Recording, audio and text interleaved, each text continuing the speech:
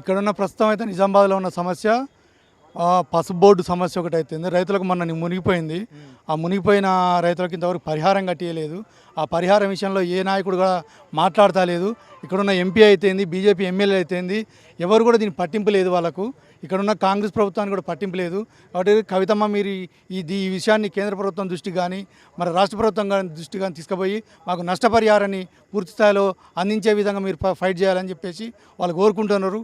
కవితక్క కూడా గతంలో ఆమె ఎంపీగా ఉన్నప్పుడు, గతంలో ఎమ్మెల్సీ ఉన్నప్పుడు ఇక్కడ ఏం అభివృద్ధి పనులు చేసిందో ఆ అభివృద్ధి పనులకు తగ్గట్టుగానే ఇవాళ ప్రజల రెస్పాన్స్ ఉన్నది.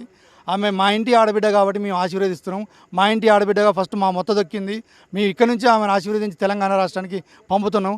ఈ జనం బాట కార్యక్రమం విజయవంతం చేసుకోవాలని, ఈ 4 నెలల పాటు జనాల్లో ఉండాలని మేము ఆశీర్వదించి పంపుతున్నాం అని చెప్పేసి ఇక్కడి జనాలు ఖచ్చితంగా ఆశీర్వదించి అలా హామీ ఇచ్చి పంపిస్తున్నారు. కేంద్రంలో బీజేపీ అధికారంలో ఉంది. ఇక్కడ చూసుకుంటే ఎమ్మెల్యే బీజేపీ క్యాండిడేటే, ఎంపీ బీజేపీ క్యాండిడేటే. ఎందుకు కేంద్రం నుంచి నిధులు ఇక్కడ తీసుకురాలేకపోతున్నారు? ఇక్కడ ఉన్నటువంటి రాష్ట్ర ప్రభుత్వం కూడా దీని మీద దృష్టి ఎందుకు కేంద్రీకరించట్లేదు? ప్రస్తుతం ఇక్కడ నిజామాబాద్ అంటేనే వ్యవసాయానికి పెద్దపీట వేసే రైతులు ఉంటారు. ఇక్కడ రైతు సంఘాల నాయకులు, పెద్ద పెద్ద నాయకులు కూడా ఇక్కడనే ఉంటారు. పసుపు బోర్డు తీసుకురావాల్సిన బాధ్యత ఆయనకు అరవింద్ గారికి ఉండే. ఆయన గతంలో ఎంపీ గెలిచినప్పుడు ఏదో బాండ్ పేపర్ రాసిచ్చి మాయమాటలు చెప్పి వదిలేసిండు. రెండోసారి ఎంపీ తీసుకొస్తాడని చెప్పి ప్రజలు నమ్మి ఓట్లు ఎత్తే రెండోసారి కూడా తీసుకొచ్చి దాఖలాలు ఏవైతే లేవు. కానీ ప్రజలు కోరుకునేది ఏదైతే ఆ పసుపు బోర్డు మాకు కావాలని, పసుపు ఇక్కడ టర్మరిక్ సంబంధించిన పెద్ద ఇండస్ట్రీ కావాలని వారు కోరుకున్నారో అది తీసుకురాలని పరిస్థితుల్లో బీజేపీ ఎమ్మెల్యేలు, బీజేపీ ఎంపీ ఉన్నాడు. కాబట్టి వాళ్ళు ఏం చేయలేకపోతున్నారు. కవితమ్మ మీరు ఖచ్చితంగా వాళ్ళని నిలదీసి అడగండి. కేంద్ర ప్రభుత్వానికి ఇది తీసుకుపోండి, ఈ విషయాన్ని తీసుకుపోయి ఫైట్ చేసి మాకు ఇప్పండి అని చెప్పేసి వాళ్ళు ముఖంగా, పత్రికాముఖంగా కానీ సభాముఖంగా కానీ ఇంతకుముందు చెప్పినాం. ఎవరు పట్టించుకోవట్లేదు. ఇప్పుడున్న ప్రభుత్వంలో ఉన్న రేవంత్ రెడ్డి ప్రభుత్వం కూడా పట్టించుకోవట్లేదు.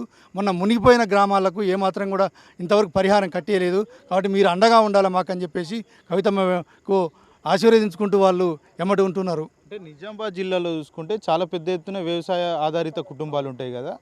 ప్రభుత్వం పక్క చెప్తా ఉంది రైతులందరిని ఆదుకుంటా ఉన్నాం, రైతులకు పెద్ద పీట వేస్తున్నాం ప్రభుత్వం చెప్తుంది. ఇక్కడ ఉన్నటువంటి రైతులు కవితకు ఏం చెప్తా ఉన్నారు ఆ విషయంలో?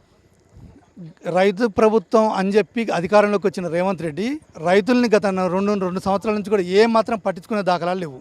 ఇప్పటి వరకు అంత గత ప్రభుత్వంలో వేసిన రైతు బంధు అయితేంది, రైతు బీమా అయితేంది, ఇప్పుడున్న ప్రభుత్వం అయితే రైతు బంధు బంద్ చేసింది, రైతు బీమా బంద్ చేసింది, రైతులకు కావాల్సిన సబ్సిడీ బంద్ చేసింది, యూరియా బత్తాల విషయంలో పూర్తిగా ఫెయిల్ అయింది.